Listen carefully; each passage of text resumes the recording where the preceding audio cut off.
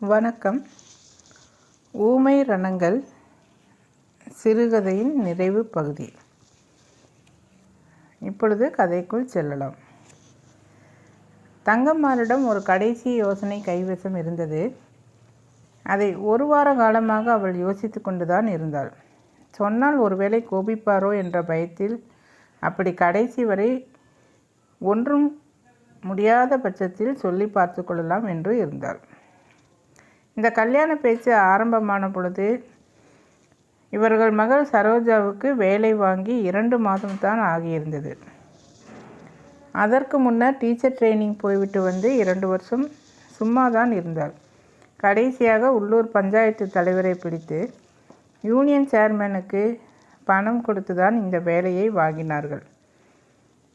அலுவலக சிவப்பு நாடா காரணமாக அவள் அதுவரை 1 மாத சம்பளம் கூட கையில் வாங்கியிருக்கவில்லை. ஏதோ ஜீவோ தகராறு என்று சொன்னார்கள். இதற்குள் கல்யாண பேச்சு வரவே சிலர், அதுக்குள்ளே என்ன அவசரம், இப்போ தானே படிக்க வச்சிங்க, பணத்தை போட்டு வேலை வாங்கியிருக்கீங்க, இன்னும் 1 மாதம் சம்பளம் கூட கையில் வாங்கலை, 2 வருஷம் போகட்டுமே, ஏதோ உங்கள் கஷ்டமும் கொஞ்சம் தீரட்டுமே என்றனர். சிலரோ, அது சரி, நல்ல இடமா இருக்குது, காத்திருக்க வேண்டாங்க ஐயா, நாங்கள் கஷ்டப்பட்டு படிக்க வச்சு வேலை வாங்கியிருக்கோம், இன்னும் ஒரு காசு கூட அனுபவிக்கலை, எங்களுக்கு இந்த புள்ள சம்பளத்தில் ஒரு 2 வருஷத்துக்கு மாதம் இவ்வளவுன்னு தந்துடணும்னு நீங்கள் சம்மந்தி வீட்டில் கேளுங்க என்று யோசனை கூறினர். ஒரு கட்டத்தில் கல்யாண தரகர் கூட, ஓ அதுக்கு என்ன, ஏற்பாடு செஞ்சால் போச்சு, அவர் என்பது சம்பந்தி, அப்படி ஒன்றும் கணக்கு பார்க்குற ஆள் இல்லை என்றார். ஆனால் வெங்கடாஜலம் தான், என்ன இருந்தாலும் அதெல்லாம் நன்றாக இருக்காது, அதை பற்றி பேச வேண்டாம் என்று சொல்லிவிட்டார். சரோஜாவிற்கு அதற்கு பிறகு 3 மாதங்களிலும் கூட சம்பள பணம் வரவில்லை. சென்ற வாரம்தான் 5 மாதத்திற்கும் மொத்தமாக பில் போட்டு வாங்கியிருந்தார்கள் என்ற செய்தி காதில் விழுந்தது. அந்த பணத்தில் கொஞ்சம் கேட்டு வாங்கினால் என்ன என்பதுதான் தங்கம்மாவின் யோசனை. இதை அவன் கணவனிடம் பதனமாக சொன்னாள். உடனே அவர், நாம் அப்படி ஒன்றும் பேசிக்கலையே என்றார். பேசிக்கல தான், இப்போவும் தான், நான் ஒன்றும் வருஷக்கணக்காக கொடுங்கன்னு சொல்லலை, அவள் முதல்ல அந்த 2 மாதம் நம்ம வீட்டில் இருந்தாங்க இல்லையா, அந்த பணத்தை மட்டும் கொடுக்க சொல்லி கேட்டு பாருங்க. அப்போவே சம்பளம் வந்திருந்தா நாம் தானே அந்த 2 மாத சம்பளத்தை வாங்கியிருப்போம், அதோடு கொஞ்சம் சேர்த்து 600 ரூபாய் 650 ரூபா அப்படின்னு கேட்டு பார்ப்போம், பின்னால் மீதியை தந்துடுவோம் என்று விளக்கினாள் அவள். அவர் யோசித்தார். என்ன இருந்தாலும் இது அவருக்கு சரியாகப்படவில்லை. இருந்தாலும் நிலைமையை அனுசரித்து ஒரு நிபந்தனையோடு இதற்கு சம்மதித்தார். இந்த 2 மாத சம்பளத்தை தவிர மீதியை கடன் என்ற அடிப்படையில் மட்டுமே கேட்பது. பிறகு இதை தாங்கள் மாப்பிள்ளையிடமோ சம்பந்தியிடமோ நேரில் கேட்காமல் மகளிடம் மட்டும் சொல்லி அவள் நீக்கு போக்கு பார்த்து முடிவு செய்யட்டும் என்று நினைத்து கொண்டார். பிறகு யார் போய் இதை மகளிடம் சொல்வது என்ற பிரச்சனையும் வந்தது. அது அவளால் தான் முடியும் என்று அவர் நம்பினார். இருந்தாலும் தான் 2 நாட்களுக்கு முன்புதான் மகள் வீடு போய்விட்டு வந்ததையும் இப்போது உடனே போனால் நன்றாக இருக்காது என்றும் அவள் சொல்லவே அவர் தானே போவதாக ஒப்புக்கொண்டார். அன்று மாலை 4 மணி வாக்கில் அவர் புறப்பட்டார். பஸ்ஸில் வழிநெடுக எந்த வித விஷயத்தை எவ்விதத்தில் சொல்வது என்பதே அவரது சிந்தனையாக இருந்தது. மகள் வீட்டில் அநேகமாக எப்பொழுதும் 1-2 பேராவது இருப்பார்கள். அவர்கள் இருக்கும்போது எப்படி சொல்வது? இதை ரொம்ப நேரம் ஒரு பெரிய பிரச்சனையாக தெரிஞ்சது அவருக்கு. கடைசியாக எப்படியோ மகளோடு தனித்து பேசும் வாய்ப்பு கிடைக்காவிட்டால், கொஞ்சம் இப்படி வாமா, அம்மா ஒரு விஷயம் சொல்லிட்டு வர சொன்னா என்று தனியாக அழைத்து விஷயத்தை சொல்லிவிடுவது என்று தீர்மானித்ததுக்கு வந்துவிட்டார். ஆனால் அவளிடம் எப்படி ஆரம்பித்து எப்படி சொல்வது என்பதைத்தான் கடைசி வரை அவரால் தீர்மானிக்க முடியவில்லை. ஒரு கட்டத்தில், என்ன, நான் பெற்ற பிள்ளைகிட்ட ஒரு விஷயத்தை சொல்லவே இப்படி நான் யோசிக்கிறேன் என்று தன்னையே சலித்து கொண்டார். அவர் மகள் வீட்டை அடைந்த பொழுது அங்கே அவள் மட்டும்தான் இருந்தாள். மற்றவர்கள் ஆளுக்கொரு வேலையாக வெளியே போயிருந்தார்கள். மிகவும் நல்லதாக போயிற்று என்று எண்ணிக்கொண்டார். அவர்கள் வருவதற்குள் விஷயத்தை சொல்லிவிடலாம் என்று நினைத்து கொண்டார். சரோஜா அன்று அவரை எதிர்பார்க்கவில்லை. அவள் ஆச்சரியத்தோடு அவரை வரவேற்றாள். மாமனாரின் ஈசி சேரை இழுத்து போட்டாள். ஒருவேளை கடிகாரம் வாங்கி அதை காட்ட வந்திருக்கலாம் என்று நினைத்து கொண்டாள். முதலில் அப்பாவும் மகளும் ஏதோ பொது விஷயத்தில் ஆரம்பித்து பேசத் தொடங்கினர். பின்பு அவள் ஏதோ தகப்பனாரை பார்த்து வெகு காலம் ஆகிவிட்டது போல் பேச ஆரம்பித்தாள். தான் பிறந்த ஊரை விட்டு கடல் தாண்டி வந்திருப்பது போலவும் ஏதோதோ விஷயங்களை கேட்டு ஒவ்வொரு விஷயமாக தாவி போய்கொண்டிருந்தாள். அவள் கேட்டதற்கெல்லாம் அவர் பதில் சொல்லி கொண்டிருந்தாலும் அவை ஒரு வகை அனிச்சையாகவே வந்து கொண்டிருந்தன. மனம் முழுவதும் தான் வந்த காரியத்தை எப்படி ஆரம்பிக்க வேண்டும் என்பதிலேயே இருந்தது. ஒவ்வொரு விஷயமும் முடியும் போது அவர் தான் ஆரம்பிக்கலாம் என்று பார்ப்பதும் கொஞ்சம் தயங்குவதும், அந்த இடைவேளையில் மகள் வேறொரு விஷயத்தை ஆரம்பித்து விடுவதுமாக இருந்தது.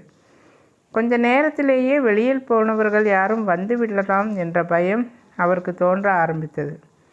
இருந்தாலும் வாய் வரவில்லை. முதல் பயத்தை மீறிக்கொண்டு இன்னொரு பயம் வந்தது. எங்கே கடைசி வரை சொல்ல முடியாமலேயே ஊர் திரும்பி விடுவோமோ என்று.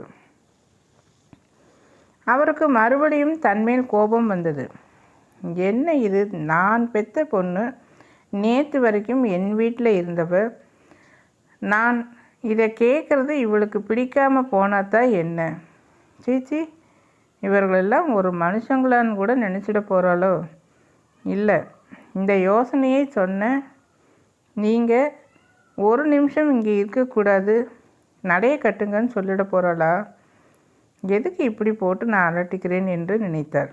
கடைசியாக தன் மனபலம் முழுவதையும் திரட்டி கொண்டு, நான் முக்கியமான விஷயமா வந்தேம்மா என்றார்.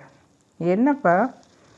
தீபாவளி செலவுக்கு ஆன வளையலும் புரட்டி பார்த்தோம் என்றவர் சிறிது விட்டு, ஒன்றும் அமையலை என்றார்.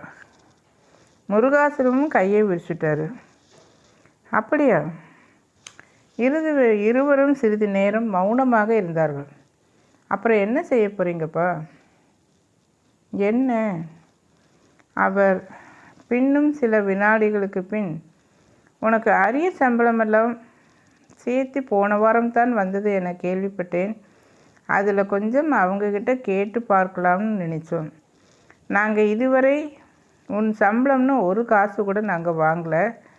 உனக்காக நாங்கள் செஞ்சுருக்கிற செலவை நினச்சி அவங்களும் ஒன்றும் நினைக்க மாட்டாங்க அப்படின்னு தான் இதை கேட்கறதுக்காக இங்கே வந்த அப்படின்னு சொல்கிறார். இதை அவர் தரையை பார்த்தபடியே சொன்னார். சொன்ன பிறகும் அப்படியே இருந்தார். மகளிடமிருந்து எந்த பதிலும் வரவில்லை. இந்த யோசனையை யாருப்பா சொன்னார்? அவர் பேசாமல் இருந்தார். அவள் திரும்ப கேட்டாள், அம்மா தானே? அவர் பாதி ஒப்புதலாக ஆமாம் என்றார். வயசாயிட்டேலே மூளை கெட்டிடும் போல இருக்குது. ஒரு பெண்ணை கட்டி கொடுத்துட்டா அதோடு சரிப்பா. அப்புறம் அவள் சம்பாரிச்சிட்டு இருந்தா இல்லை சும்மா இருந்தா அதை கொடு இதை கொடுன்னு கேட்டுட்டு இருக்கிறது அசிங்கம். அவர் என்ன அவ்வளவு வஞ்சகம் அறிந்தவரா? பலமான உணர்ச்சிகளை எல்லாம் கூட அனாவசியமாக மறைத்துவிடும் அல்லது விழுங்கிவிடும் ஆற்றலற்றவரா? வாங்கிய அடி அப்பட்டமாக அவர் முகத்தில் தெரிந்தது. மகளின் 5 விரல்களும் அங்கே பதிந்தாற்போல் இருந்தது. கொஞ்ச நேரம் திகைத்து அப்படியே உட்கார்ந்திருந்தார்.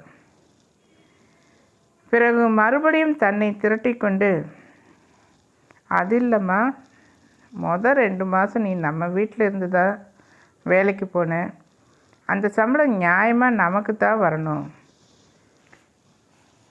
இதற்கு மகள் உடனே, சீச்சி, இதெல்லாம் நல்லா இருக்காதுப்பா. பாரு, இந்த 400 ரூபாய் நொல்ல காசு கணக்கு பண்ணி கேட்க வந்துட்டாங்கன்னு நினைப்பாங்க. பின் குரலை தாழ்த்தி கொண்டு, நமக்கு எவ்வளோ கஷ்டம் வந்தாலும் அதை நமக்குள்ளேயே வச்சுக்கணும்ப்பா.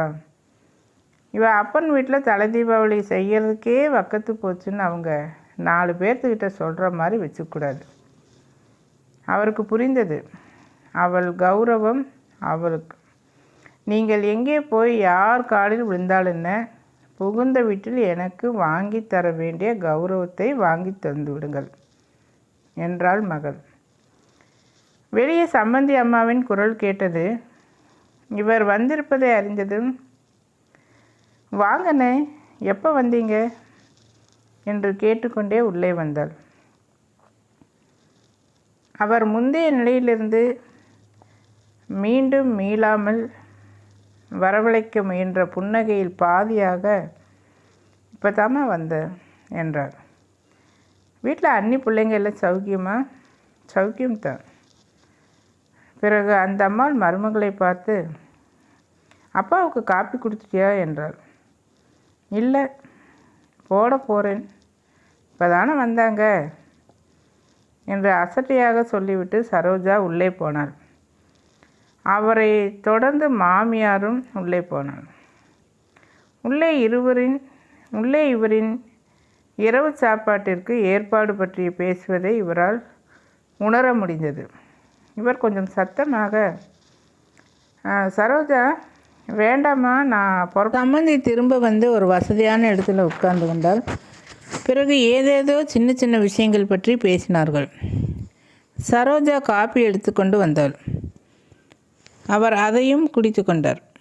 சம்மந்தி திடீரென்று, ஒன்று சொல்ல மறந்துட்டேனே என்று தொடர்ந்து, 2 நாளைக்கு முன்னாண்ட ஒரு வாட்ச் வந்துச்சு, என்னமோ பேர் சொன்னாங்க, கடத்தல் வாட்ச் போல இருக்குது, பார்க்க அம்சமாக இருந்தது, தம்பிக்கு கூட பிடிச்சிருந்தது, உங்கள்கிட்ட அனுப்பலான்னு பார்த்தோம், ஆனால் விலையை கேட்டுட்டு தான் பேசாமல் இருந்துட்டோம் என்றார். அவர் அதன் விலையை கேட்பார் என்று சம்பந்தி எதிர்பார்த்தார். 450 என்று சொன்னாலும் பரவாயில்லை, மாப்பிள்ளைக்கு பிடிச்சிருந்தா சரி என்று சொல்வார் என்று கூட எதிர்பார்த்தார். ஆனால் இவர் பேசவே இல்லை. சிறிது நேரம் சென்று ஏதோ வேலையாக அந்த அம்மாள் உள்ளே போனாள். அந்த நேரம் பார்த்து இதற்காக காத்திருந்தாற்போல் சரோஜா அவரிடம் வந்து தனிந்த குரலில், கடிகாரம் வாங்கினா பார்த்து வாங்குங்கப்பா, கஷ்டம்னு ஏதாச்சும் குறைச்சி வாங்கிடாதீங்க. இவர் நம்ம நினச்ச மாதிரி இல்லை, ரொம்ப கோபக்காரராக இருக்கார். அப்புறம் இதை எவன் கட்டுவான்னு சொல்லி தூக்கி எறிஞ்சாலும் எரிஞ்சிடுவார் என்றார். அவர் இதற்கும் பதில் எதுவும் பேசவில்லை. கடைசியாக அவர் புறப்பட தயாரானார்.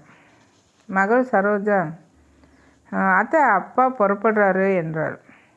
அந்த அம்மா உள்ளிருந்து, இந்தா வந்துட்டார் என்று குரல் கொடுத்தாள். அவர் நின்றபடியே அவர் வரட்டும் என்று காத்திருந்தார். பின்ன என்ன செய்வது?